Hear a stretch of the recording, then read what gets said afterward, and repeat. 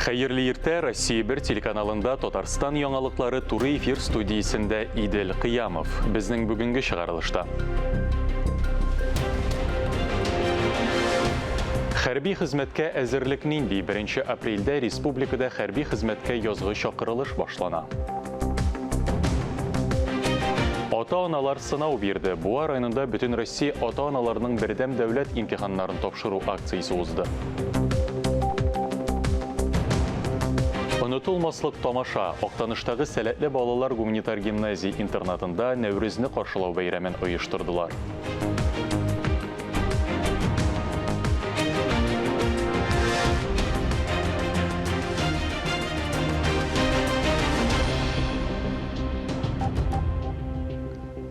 Беренче апрельдә хәрби хезмәткә язгы чакырылыш башлана. Республиканың хәрби комиссариатларында медицина пунктлары эшли. Татарстан үзәк хәрби округта беренчеләрдән булып егетләрне хәрби частьләргә озатырга тиеш. Ковид пандемиясын булдырмау максатыннан хәрби хезмәткә чакырылучыларның иминлеген тәэмин итү өчен бөтен шартларда тудырыла. Призывникларның тән температурасы үлчәнә, медицина тикшерүе катгый шартларда үтә.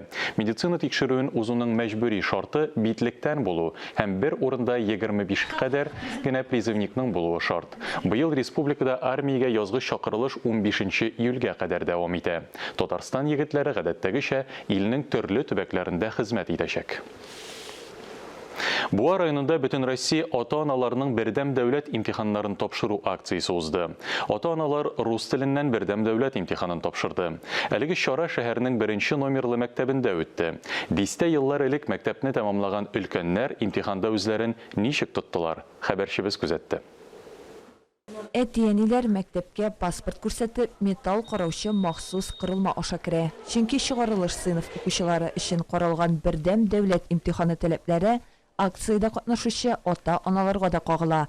Телефоннарны куллану катгый тыела, имтихан барышы видеога язылып бара. Имтихан башланыр алдыннан инструктаж үткәрелә. Быел ата-аналар рус теленнән бердәм дәүләт имтиханы тапшыралар. Үз көчләрен сынап карарга 15ләп әти-әни килгән. Кемдер шәхси тәҗрибәгә таянып, баласына имтиханга әзерләнүдә файдалы киңәш бирә алырмын дип уйласа, икенчеләре җитәкче буларак башкаларга үрнәк күрсәтергә килгәннәр. Школу я закончил в 2000 году. Мәктәпне мин 2000 елда тәмамладым. Бүгенге бердәм дәүләт имтиханы миңа мәктәп елларын искә төшерде. Бу чорны укучылар тормышында мөһим этап дип саныйм. Ата-аналарның бердәм дәүләт имтиханы тапшыру көне акциясе 5нче ел үткәрелә. Чараның төп максаты ата-аналарны имтихан тапшыру процедурасы белән якыннан таныштыру. В ходе этой акции родители могут сами прочувствовать. Акция барышында әти-әниләр балалары узасы кичерешләрне үз мисалларында тоя алдылар. Ләкин куркырга сәбәп юк. Чара имтиханнарда була торган киеренкелекне бетерер өчен үткәрелә. Биремнәргә килгәндә, алар чыгарылыш сыйныф укучылары өчен дә, ата-аналар өчен дә бер катлаулыкта. Контрольно-измерительные материалы мы получаем по защищенной сети. Контроль тикшерү материалларын без махсус шилтәр аша алабыз. Бу процедура нәкъ укучыларныкы кебек. Оештыручылар инструктаж үткәрә һәм имтихан башлана. Ата-аналарның имтихан эшләрен махсус комиссия тикшерәчәк. Теләгән кешеләргә билгеләрен дә әйтәчәкләр. Имтиханның нәтиҗәләре бернинди көчкә ия түгел. Бу чарада катнашу ата-аналарга үз тәҗрибәсен тупларга, имтиханның бар үзенчәлеген аңларга мөмкинлек тудырды. Алсу Сәмигуллина, Сирин Хәсәнов, Татарстан яңалыклары. Казанда 26 мартка кадәр Горький Әмәт урманында мәктәп укучылары өчен дәресләр узачак. Аларга 6 яшьтән өлкәнрәк балалар чакырыла. Педагоглар балаларга әйләнә-тирә табигатьне һәм экология темасын уен форматында өйрәтәчәк. Катнашучыларны эко-квиз заманча уены, яшел дозор квесты, осталык дәресләре һәм башка кызыклы чаралар көтә. Дәресләргә көн саен яки бер тапкыр гына да килергә мөмкин. Язылу экранда күрсәтелгән телефон номеры буенча алып барыла. Казанга Башкортстанда яшәп иҗат итүче татар язучылары килде. Каләм әһелләре Татарстанның массу күләм мәгълүмат чаралары эшчәнлеге белән таныштылар. Башкортстан татар хатын-кызларының Сәхиб Җамал оешмасы вәкилләре, язучылар һәм җырчылар Татарстан дәүләт радиосында кунак булдылар. Радио эшчәнлеге буенча кызыксындырган сорауларын бирделәр һәм алга таба бергә хезмәттәшлек итү мөмкинлекләре турында сөйләштеләр. Бик нәтиҗәле. Без һәр вакыт ашкынып киләбез мәркәзебез Казанга. Менә инде бүгенге көндә безнең 7 көчле шагыйрә килде. Казан тарафлары безне һәр вакытта да тартып тора, килгәләп торабыз. Менә бу ел инде без алып килдек махсус шушы шагыйрәләребезне. Гадәттә безнең бу проектта 7 шагыйрә катнаша. Иң көчле шагыйрәләребезне, иң инҗе бөртекләребезне алып килдек алар арасында һәм иң шәп җырчыларыбызны алып килдек. Бик күңелле, Казанда шул хәтле матур иттереп каршы алдылар. Һәр кайда біз үзебезгә хәштәрлек тоябыз, кадер тоябыз, хөрмәт тоябыз. Шул хәтле рәхәт, кишилеклеләр. Фатиха Аитова исемендәге 12-нче гимназия ел сайын укытучылар һәм укучыларның Туфан Миңнуллин исемендәге республика конференциясын үткәрә. Фәнни гамәли чара татар әдәбиятын, мәдәниятен, сәнгатен һәм Туфан Миңнуллинның иҗади мирасын өйрәнү, алар аша яшь буында милли үзаң тәрбияләү максатыннан оештырыла. Конференциянең быелгысы катнашучылар күңеленә ничек итеп кирип калды? Туфан мәктәбе дип йөртелгән гимназия укучылары сынатмадымы? 8-нче тапкыр уздырылган конференциядан хәбәрчебез Мөршидә Җиһан репортажы. Зал тулы халык, Туфан абый тарафдарлары, бирегә аның иҗатын, мирасын хөрмәт итеп килгән укучылар, укытучылар, дәүләт һәм җәмәгать эшлеклеләре җыелган. Рухыбызда туган тел син. Әнкәмнең теле. Фатиха Аитова исемендәге 12-нче гимназия Туфан Миңнуллинга багышланган конференцияне Татарстан Дәүләт Советының Мәгариф, Мәдәният, Фән һәм милли мәсьәләләр комитеты, шулай ук Мәгариф һәм Фән министрлыгы белән берлектә үткәрә. Туфан Миңнуллин безгә шул кадәр күп кырлы мирас калдырган. Аны кайсы гына секцияга алсак та, аның әсәрләрен өйрәнергә, куярга, анализларга һәм аның буенча эшләргә мөмкин. Ак калфак оешмасы җитәкчесе Кадрия Идрисова фикеренчә, әлеге конференция көтеп алган мәгънәви һәм тәрбияви чара. Менә Туфан абыйның сүрәте экраннан безгә карап тора. Оның башында түбәтәй. Изүләре ябулы. Һәм ул безгә серле генә карап, сез ничек килдегез икән дип безгә карап тора, безне сыный кебек. Миңа нәкъ шулай тоелды инде ул. Менә без инде моннан соңгы вакытларда да үзебездә хәлебезне дә бизәп, үзебезнең киемнәребезгә төреп, телебезне дә, тел ачкычларны да шарлап, матур итеп җыелырга насип булсын. Ел сайын сәхнә түренә Туфан абыйның иң якыннары, хатыны Нәҗибә Ихсанова һәм кызы Әлфия Миңнуллина күтәрелеп, хәер Фатиха бирә иде. Алар булмагач, быелгы конференцияның ачу өлешен күпме генә тантаналы итәргә тырышсалар да, моңсу булды. Искә алуыбыз рухларына дога булып ирешсен дип искәртте чыгыш ясаучылар. Гимназияга 2012 елда кирдем һәм Туфан абыйны күрдем. Ул безнең сыйныфны үзе алды. Мин моңа бик бәхетлемен, чөнки безнең гимназиядә һәр вакыт Туфан абый дип яши, безнең музейлар да ачык. Әлбәттә, без инде 11 ел дәвамында Туфан абыйның төрле әсәрләрен узабыз, һәр ел музейларына төшәбез. Җәмгыять һәм халык проблемаларына һәр чак игътибарлы булуын Туфан Миңнуллин матбугатта кызыл тышлы дәфтәр һәм утырып уйлар уйладым сәхифәләре аша җиткерә иде. Шуңа да ел сайын конференциянең бер номинациясе журналистикага багышлана. Туфан ага бит инде ошынлап та Валенскар Камаллар, Тинчуриннар белән рәттән куерлык безнең заманыбызның классигына әйләнде драматургиядә, ләкин журналистика һәм публицистика өлкәсендә аның бик куәтле, көчле, юклыгына без монда журналистика секциясын бик актив итеп алып бармыйбыз һәм бик кызыклы безгә елдан-ел эшләр килә. Конференцияда катнашучы укучылар яшь айырмасы төрле булуын исәпкә алып, 3 төркемгә бүленеп чыгыш ясады. Безнең сүз дип аталган балалар матбугаты номинациясендә кызлар иле газетасына иң зур бәя бирелде. Бүгенге көндә балаларның кызыксынучан булуларын күрдем. Чөнки журналист булыр өчен кызыксынучан кеше булырга кирәк. Кешеләр белән аралашырга яратканлыгы күренә, чөнки аларның язылган әңгәмәләре, интервью дип әлеге вакытта алар аңламаса да интервьюлары, бары мәкаләләре, портрет мәкаләләре моның өчен моны дәлилләп торды. Халыкара театр көненә туры китереп үткәрелү дә юкка түгел. Драматургия, ягъни сәхнәләштерү өлкәсендә дә мәктәп укучылары сынатмый. Матурлыкка, сәнгатькә омтылган кешенең күңеле чиста, саф була. Һәм инде ул киләчәктә дә менә шушы укытучылар биргән драм түгәрәктә алган ниндер белемнәрен киләчәктә кулланырлар дигән өмет бар. Казан мәктәпләре арасында жюри комиссиясен беренче театр спектаклен сәхнәләштереп, Кызлар гимназиясе укучылары гаҗәпкә калдырды. Безне укыта хәзер Алмаз Сабирҗанов, Камалның актеры. Безгә килеп, инде без 4нче ел менә шулай уйныйбыз, төрле спектакльләр куябыз. Район мәктәпләре арасында Туфан абый якташлары беренче булды. Ел сайын ук булмаса да, без монда еш киләбез, бик яратып киләбез. Мондагы оештыручыларга башта зур рәхмәтемне белдерәсем килә. Һәм белән төрле секцияләрдә эшләдек, номинацияләрдә узган елда шулай фәнни эш буенча җиңүче булган иде укучыбыз. Быел исә инде без менә шушы театр коллективы белән. Конференциянең йомгаклау өлешендә һәр яшь төркеме буенча иң яхшы фәнни һәм иҗади эш авторларына диплом һәм истәлекле бүләкләр тапшырылды. Мөршидә Җихан, Тахир Хәсәнов, Татарстан яңалыклары. Тантана Республика театр премиясенә дәгъва итүчеләр исемлеге билгеле. Исемлек Тантана премиясе экспертлары тарафыннан төзелгән. Бүләккә дәгъва итүчеләр арасында Муса Җәлил исемендәге Академия опера һәм балет, Галиәскәр Камал исемендәге Академия, Габдулла Кариев исемендәге Яшьләр, Әкият Курчак театрлары, Чаллы, Буа, Минзәлә, Түбән Кама, Бөгелмә драма театрлары, Пантера камера балеты актерлары бар. Тантана театр премиясе лауреатларына премияләр 27 мартта халыкара театр көнендә тапшырылачак. Туган телләр һәм халыклар бердәмлеге елы уңаеннан республика мәчетләрендә туган телгә мәхәббәт тәрбияләү, татар-мөселман традицияләрен саклауга юнәлтелгән чаралар уза. Татар телен белүгә багышланган викториналар, азан әйтү, Коръән уку бәйгеләре, вәгазь кичәләре, туган телем сайрар кошым дип аталган плакатлар бәйгесе, шамаилләр күргәзмәсе.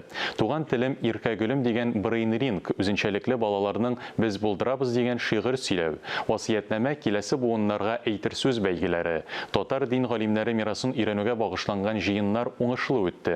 Диния нәзарәте татар телендә киң нәшрият эшчәнлеген һәм күпләгән медиа проектларны да тормышка ашыра. Актанышның сәләтле балалар өчен гуманитар гимназия-интернатта да Нәүрүзне каршылау бәйрәмен күңелле итеп оештырдылар. Уку елның иң ысын чирегә тәмамланган көн укучыларга зур бәйрәмгә әйләнде. Укытучылар, ата-аналар һәммәсе гимназиянең бүләк базасы мәйданына җыйналды. Укучылар әти-әниләргә Нәүрүз бәйрәменә багышланган театрлаштерылган бәйрәм тамашасын күрсәтте. Кыш бабай белән Нәүрүзбикә билдә алыштылар. Кыш бабай җиңелергә мәҗбүр булды. Сезнең барыгызга да бу авыр елда булган сырхаулар барысы да шул елда калсын. Киләсе елга каникулга килгәндә инде сез бер елга үсеп, көч җыеп, әйбәт укуларга, зур ачышларга гына омтылып килсәгез иде. Бәйрәм мәйданы һәркемгә ачык. Укучылар иң матур җырларын, шигырьләрен бүләк иттеләр. Әти-әниләр белән берлектә балалар татар халкының яраткан уеннары, капкалы, чүлмәк вату белән бер рәттән хоккей кашәкәсен тотып алка йөртү, парыңны түбәнкә утыртып узышу, полиэтилен капчык эченнән шуышып чыгу кебек парлы уеннарда көч санашты. Укытучылар да ярышлардан читтә калмады. Директордан башлап тәрбиячеләргә кадәр төрле бәйгеләрдә катнашты. Без Казаннан кайттык, безнең кызыбыз гимназия, гуманитарный гимназияда укый актанышлар. Озак күчереп җибәргән инде монда ошый укытучылар, класс җитәкчесе барсы да канәгать. Нәүрүз бәйрәме сый-нигъмәтсез, күчтәнәчсез буламы соң? Гимназиянең ашчы осталары кунакларны тәмле коймак белән сыйлады. Ата-аналар арасыннан шәхси эшмәкәр Розалия Гәрәева олы казан белән пылау пешертте. Һәр сыйныфның әниләре чәкчәк, гөбәдия, эшпешмак, кыш теле һәм башка милли ризыклар тулы табын әзерләде. Әтиләр күмер салып, самавыр кайнатты, учак өстендә шашлык кыздырды. Бәйрәм тамашасы һәркемдә онытылмаслык матур тәэсирләр калдырды. Фарис Мөхәммәтов, Ләйсән Газизова, Актаныш районы мәгълүмат үзәге. Дөнья күләмендә ковид пандемиясы таралу куркынычы сәбәпле башка шул исәптән яманшыш авыруларын дәвалауга да игътибар берникадәр кимеде кебек. Республика яманшыш авырулары диспансеры табиблары исә элеккеге режимда эшләүләрен, куркыныч чирне башлангыч стадиядә ачыклап дәвалауны, паллиатив дәрәҗәдәге авыруларга хезмәт күрсәтүне уңышлы дәвам итте. Татарстан радиосының иртәнге эфиры яманшыш авыруларын дәвалаудагы яңалыкларга, паллиатив авыруларга ярдәм итү үзенчәлекләренә багышланды. Республика яманшыш аурулары диспансеры баш табиб урынбасары Илсур Шаймарданов тыңлаучыларның яманшыш ауруларына бәйле күп кенә сорауларына да җавап бирде. Без дә табибка кайбер сораулар белән мөрәҗәгать иттек. Васильевич, исәнмесез. Яманшыш дигән куркыныч диагноз куелгач, югалып калучыларга нинди киңәшләр бирер идегез? Төрле кешеләр бар, кемдер аны нормальный кешерә, кемдер сразу булырга мөмкин төшенкелеккә бирелергә, я булмаса агрессиягә әйләнергә мөмкин. Аны башта психологик яктан авыруны аның өчен әзерләргә кирәк. Ауруның соңгы стадиясендәге, ягъни паллиатив ауруларга ярдәм күрсәтүнең үзенчәлекләре нәрсәдә? Паллиатив ярдәм күрсәтү ул ауруның ахыргы дәрәҗәсенә килеп җиткән чакта, я булмаса терминаль стадияда булган ауруларга күрсәтелә торган ярдәм. Ул да булса инде сызлануларны бетерү, башка булган шушы тормышның сыйфатын начарлайта торган барлык симптомнарны бетерү турында сүз алып барыла. Паллиатив ярдәмнең оешуы, җәмгыятьтә паллиатив ярдәмнең булуы һәм аның нинди дәрәҗәдә оештырылуы, ул җәмгыятьнең уровенен күрсәтә торган әйбер. Аның нинди демократик обществомы бу, или бу әйбер юкмы? Ул да булса шушы паллиатив ярдәмнең булуы, ул җәмгыятьнең җитлеклеген күрсәтә торган әйбер. Паллиатив ауруларга ярдәм итү буенча районнарда бүлекләр бармы? Безнең паллиатив ярдәм бүлекләре алар 93 елда, узган гасырның 93 елында беренче бүлек барлыкка килде. Бу уже 2000 елга чыкканнан соң Әлмәт шәһәрендә, Чаллы шәһәрендә 3 отделение барлыкка килделәр.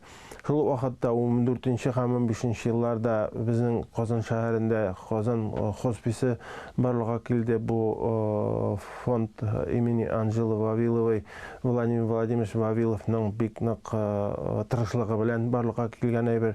Узган ел безнең башланды районнарда шушы паллиатив ярдәм күрсәтү офислары булдыру. Ул да булса, опять-таки шушы Владимир Владимирович Вавиловның тырышлыгы белән безнең ярдәм белән 5 районда ачылды башлап паллиатив ярдәм кабинетлары. Аннан соңарак бөтенесенә узган ел 14 кабинет ачылды районнарда. Быелгы елда 16 кабинет ачылачак һәм 22 елда без бүтән муниципаль районнарда да паллиатив ярдәм күрсәтү кабинетлары булдыру турында сүз алып барабыз һәм булдырырбыз дип ышанам. Чөнки бүгенге көндә аның өчен шартлар тудырылган программа бар. Безнең республика программасы һәм Россия бюджетыннан ел сайын бу мәсьәләне булдыру өчен субсидия бүлеп бирелә. Соңгы вакытта яманшыш аурулары саны артамы, әллә кимиме? Яманшыш аурулары пандемиясе юк дип әйтергә кирәк. Чөнки яманшыш ауруларының саны арта. Ул да булса, ул арту нәрсә белән бәйле. Беренчесе ул халыкның яшәү узынлыгы арту белән бәйле. Кеше күбрәк яшәгән сайын яманшыш ауруларының мөмкинлеге, аларның барлыкка килү мөмкинлеге күбрәк була. Чөнки ул яшь белән бәйле ауру. Икенчедән, ул да булса, шушы ауруларны алдан билгеләү. Ул да булса, шушы диспансеризация программасының эшләүе һәм давалау диагностик мөмкинлекләренең зураю аркасында ауруларның саны арта бара. Бүгенге көндә безнең Россия Федерациясендә, безнең республикада бу ауруларның саны алга киткән илләр белән чагыштырганда кимерәк. Әйтик шушы Япония белән. Япониядә яшәү узынлыгы 85 яшькә кадәр. Анда онкологик ауруларның да бүгенге көндә йөрәк ауруларын узып беренче урынга чыкты Япониядә. И шундый алга киткән илләрдә андый күренеш күзәтелә. Үзен начар хис итеп ауру булуга шикләнгән кешеләр турыдан-туры сезгә мөрәҗәгать итә аламы? Һәрбер поликлиникада булдырылган Беренче онкологик ярдәм кабинеты. Ул безнең представительство дип әйтергә, шушы кабинет аша без эш итә алабыз. Нәрсә өчен ул эшләнелгән? Если барлык кешеләрдә любой сорау белән онкологик диспансерга килсәләр, ул очракта безнең поликлиникада бик зур чират булачак һәм аның сыйфаты начараячак. Шушы беренче онкологик кабинетлар, алар анда бит онколог эшли, ул bütün авырулар арасыннан иң кирәген, иң мохтажын, беренче очередьтә бара торган кешеләрне шушы электрон очередька язып, аларны диспансерга җибәрә. Яман шештән дәваланган кешеләргә ковидка каршы прививка ясатырга ярыймы? Онкология авыруларын без бит инде дәвалыйбыз. Ул да булса ул хирургия дәвалауы, ул да булса нур белән дәвалау, химиотерапевтический дәвалау, то есть препаратлар белән дәвалау. Шушы дәвалау барган очракта һәм дәвалау беткәннән соң 3 ай вакыт дәвамында вакцинация үткәрү тәкъдим ителми. Ул вакытта бу авыруларның иммунный җавап бирүе, иммун системасының җавап бирүе кирәк дәрәҗәдә булмаячак. Шуңа күрә аларга ул тәкъдим ителми. Бу вакытта инде 3 ай үткәннән соң, дәвалау биткәннән соң, рецидивлар һәм метастазлар булмаган чакта прививканы ясарга кирәк. Шушы актив шырда булган кешеләргә, аларның окружениесендә булган кешеләргә, аларның янында яшәүчеләргә вакцинация ясарга кирәк. Шушы аларның булган кешеләр ясаган очракта инде аларны да саклап калу мөмкинлеге зураячак. Әңгәмәгез өчен рәхмәт. Сез Республика яманшыш авырулары диспансеры баш табиб урынбасары Илсур Шаймарданов белән әңгәмә карадыгыз. Әлеге сәгатькә шундый яңалыклар иде. Мин Идел Кыямов, бүгенгә сезнең белән саубуллашам. Исән-имин, сау-сәламәт булыгыз.